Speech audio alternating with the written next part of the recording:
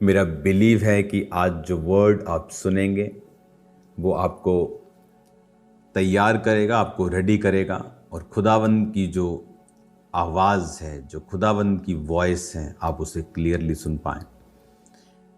आज आप और आपके मिरेकल, आपके डेस्टिनी, आपके कॉलिंग के बीच में, आपकी सक्सेस के बीच में अगर कोई चीज़ है, वो है परमेश्वर की आवाज़ का सुन पाना या ना सुन पाना। बाइबल कहती है पौलुस इस बात से चिंतित होकर कि उसके शरीर में एक कांटा चुभोया गया, यानी उसे एक शरीर का दर्द, पीड़ा या कोई प्रॉब्लम थी शारीरिक। तो बाइबल कहती जब परमेश्वर की आवाज़ उसे सुनाई दी कि मेरा फजल ही तेरे लिए काफ़ी है, तो वो मुश्किल उसकी ज़िंदगी से कि दूर हो चुकी थी, ख़त्म हो चुकी थी। आज प्रॉब्लम ये नहीं है कि आप किस कंडीशन से, किस सरकमस्टेंसेस में, किस परीक्षा से होकर गुजर रहे हैं। बात ये है, आप क्या परमेश्वर की आवाज़ को सुन पा रहे हैं या नहीं।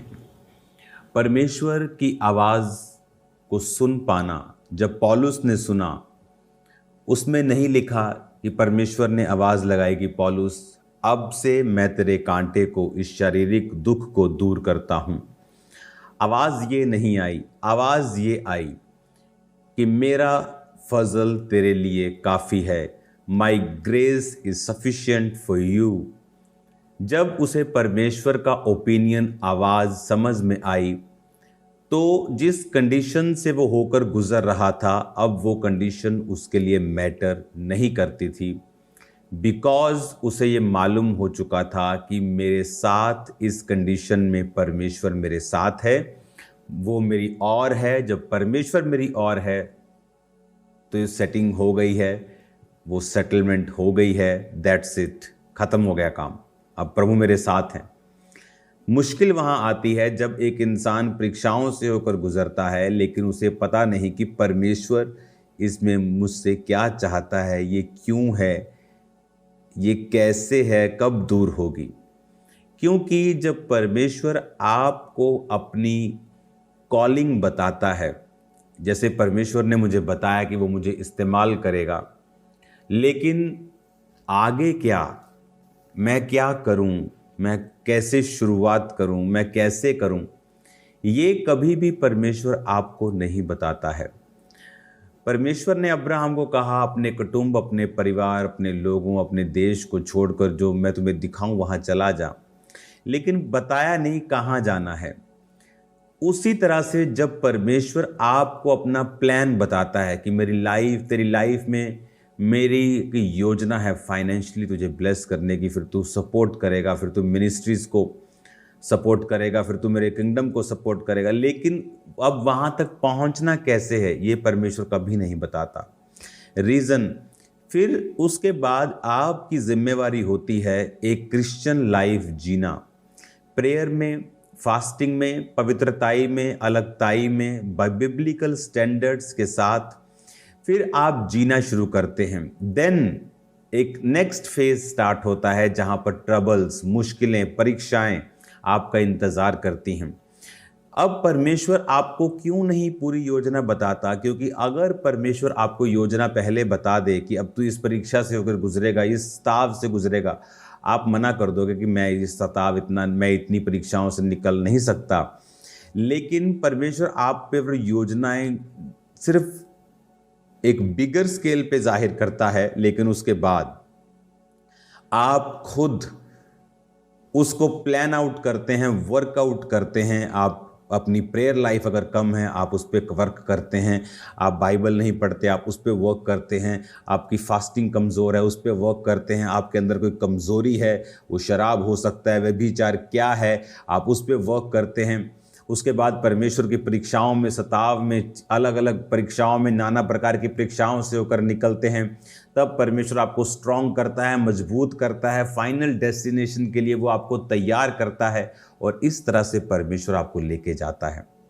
लेकिन उस दौरान जब परमेश्वर की आवाज़ आपको सुनाई नहीं देती, तो बहुत से लोग डाउट में चले जाते हैं, पाप में चले जाते हैं, नॉन बिब्लिकल चीज़ों में चले जाते हैं, दूसरे परमेश्वरों की ओर चले जाते हैं। जब आपको मालूम है कि परमेश्वर क्या कहता है, कि इस विषय में परमेश्वर क्या कहता है। अच्छा, ये परीक्षा परमेश्वर, ओके, इसमें मेरी बेहतरी है, इसमें मैं नेक्स्ट लेवल पे जा रहा हूँ। ओके, ये सूखा गड्ढा जो यूसुफ का, हाँ, परमेश्वर मुझे तैयार कर रहा है, वो कुर्सी जो खुदा ने मुझे दिखाई थी उसके लिए प्रिपेयर कर रहा है। ओके, ये रिजेक्शन भी परमेश्वर की ओर से है। जब आपको मालूम चलता है कि परमेश्वर क्या कर रहा है और ये खुदा की ओर से है, आप बने रहते हैं, आप स्थिर रहते हैं, आप कॉन्फिडेंट रहते हैं, फेथ में रहते हैं, और खुदा के उस जर्नी में, उस डेस्टिनी में जो खुदा ने आपके लिए रखी है, आप काम करते रहते हैं।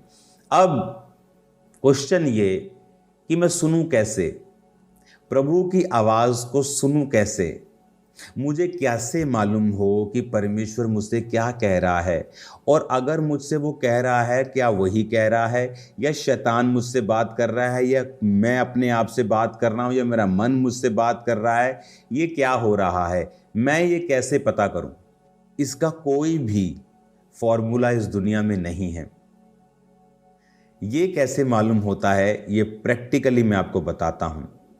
जब आप प्रभु के साथ समय व्यतीत करना शुरू करते हैं, और सेकंड, अगर आपको रिटन बाइबल की नॉलेज नहीं है, आपको रिटन में नहीं मालूम परमेश्वर आपकी लाइफ से क्या चाहता है, आपको लिखित इच्छा के बारे में नहीं पता है, तो कभी भी आप परमेश्वर की आत्मा की आवाज़ की परख नहीं कर सकते।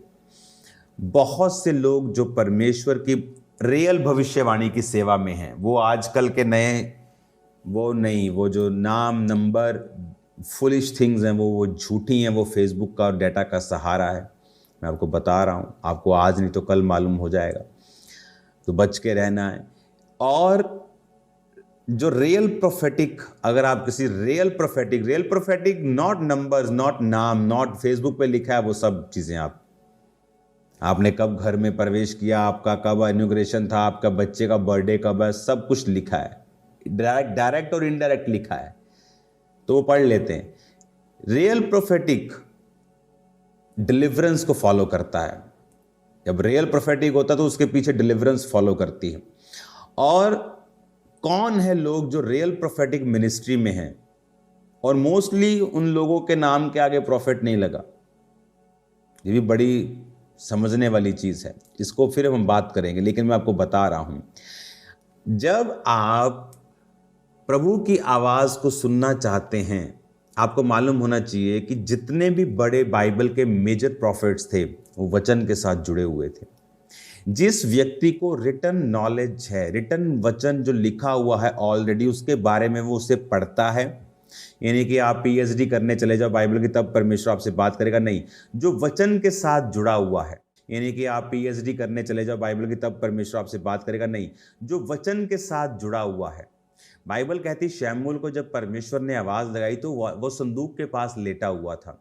जो वचन के नजदीक है, जो वचन को पढ़ता है, वचन को सुनता है, जीवित चर्च का मेंबर है, जीवित चर्च को फॉलो करता है, इवेंजलिज्म को फॉलो करता है, स्पिरिचुअल चीजों को फॉलो करता है।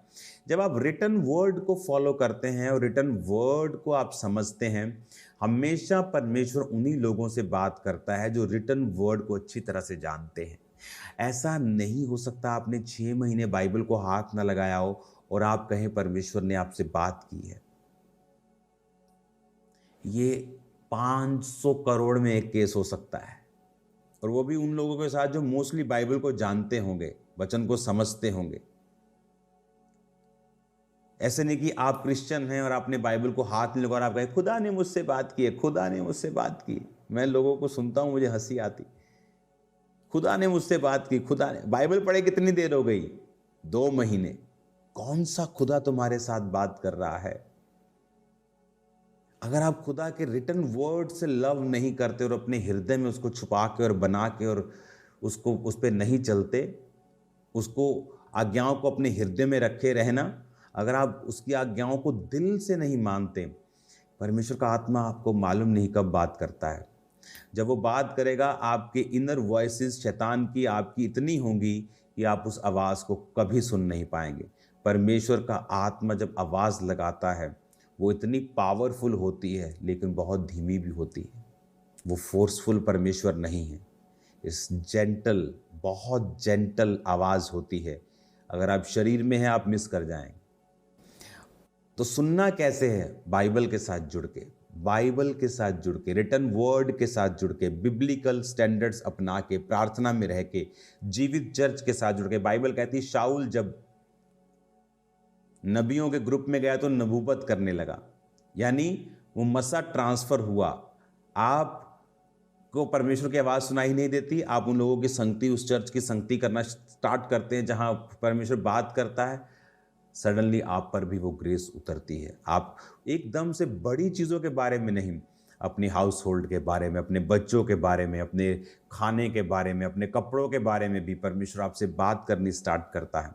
और जब आप प्रभु की बात को सुनना समझना शुरू करते हैं, उस लेवल को फिर आप बढ़ता हुआ देखते हैं, नेक्स्ट लेवल पे जाने की आप ट्राई करते हैं। मैं जानता हूं ये वर्ड प्रैक्टिकल है जो मैं आपको दे